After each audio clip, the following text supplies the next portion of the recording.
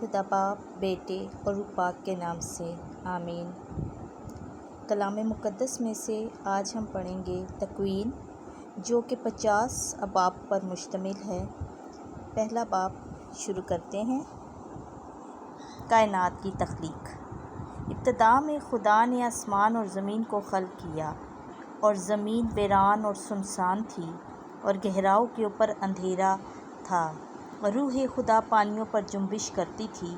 اور خدا نے کہا کہ روشنی ہو، اور روشنی ہوئی۔ اور خدا نے دیکھا کہ روشنی اچھی ہے، اور خدا نے روشنی کو تاریکی سے جدا کیا، اور خدا نے روشنی کو دن کہا، اور تاریکی کو رات کہا۔ پس شام ہوئی، صبح ہوئی، یعنی پہلا دن۔ اور خدا نے کہا کہ پانیوں کے درمیان فضا ہو، جو پانیوں کو پانیوں سے جدا کرے۔ تب خدا نے فضا کو بنایا، اور فضا کے نیچے کے پانیوں کو فضا کے اوپر کے پانیوں سے جدا کیا، اور ایسا ہی ہوا۔ اور خدا نے فضا کو آسمان کہا۔ پس شام ہوئی اور صبح ہوئی، یعنی دوسرا دن۔ اور خدا نے کہا کہ آسمان کے نیچے کا پانی ایک جگہ جمع ہو، تاکہ خشکی نظر آئے، اور ایسا ہی ہوا۔ اور خدا نے خشکی کو زمین کہا، اور مجتمع ہوئے پانی کو سمندر۔ اور خدا نے دیکھا کہ اچھا ہے۔ اور خدا نے کہا کہ زمین سب نباتات اور بیج دار پودوں اور پھل دینے والے میوہ دار درختوں کو ان کی اپنی اپنی قسم کے مطابق، اور جو زمین پر اپنے آپ ہی میں بیج رکھیں، اگائیں۔ اور ایسا ہی ہوا۔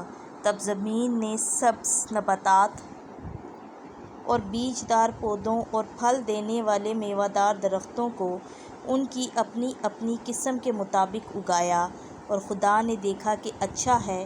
پس شام ہوئی اور صبح ہوئی، یعنی تیسرا دن۔ اور خدا نے کہا کہ آسمان کی فضا میں نیر ہوں، کہ دن کو رات سے جدا کریں، اور وہ زمانوں اور دنوں اور برسوں کے امتیاز کے نشان ہوں، اور وہ آسمان کی فضا میں چمکیں، کہ زمین کو روشن کریں۔ اور ایسا ہی ہوا۔ پس خدا نے 2 بڑے نیر بنائے، ایک نیر اکبر جو دن پر حکومت کرے، اور ایک نیر اصغر جو رات پر حکومت کرے، اور ستارے بھی۔ اور خدا نے انہیں آسمان کی فضا میں رکھا، کہ زمین کو روشن کریں، اور دن پر اور رات پر حکومت کریں، اور روشنی کو تاریکی سے جدا کریں۔ اور خدا نے دیکھا کہ اچھا ہے۔ پس شام ہوئی اور صبح ہوئی، یعنی چوتھا دن۔ اور خدا نے کہا کہ پانی رینگنے والے جانداروں کو پیدا کرے، اور پرندوں کو جو زمین کے اوپر آسمان کی فضا میں اڑیں۔ خدا نے بڑے بڑے دریائی جاندار اور ہر قسم کے حرکت کرنے والے جانداروں کو، جنہیں پانی نے ان کی اقسام کے مطابق پیدا کیا، اور تمام پردار جانوروں کو ان کی اقسام کے مطابق بنایا۔ اور خدا نے دیکھا کہ اچھا ہے۔ اور خدا نے انہیں برکت دے کر کہا کہ پھلو اور بڑھو، اور سمندر کے پانی کو معمور کرو، اور پرندے زمین پر کثرت سے بڑھ جائیں۔ پس شام ہوئی اور صبح ہوئی، یعنی پانچواں دن۔ اور خدا نے کہا کہ زمین جانداروں کو ان کی اقسام کے موافق، چوپایوں، کیڑے مکوڑوں اور جنگلی جانوروں کو ان کی اقسام کے موافق پیدا کرے، اور ایسا ہی ہوا۔ اور خدا نے جنگلی جانوروں کو ان کی اقسام کے مطابق، چوپایوں اور زمین پر رینگنے والے جانداروں کو ان کی اقسام کے مطابق پیدا کیا، اور خدا نے دیکھا کہ اچھا ہے۔ انسان کی پیدائش۔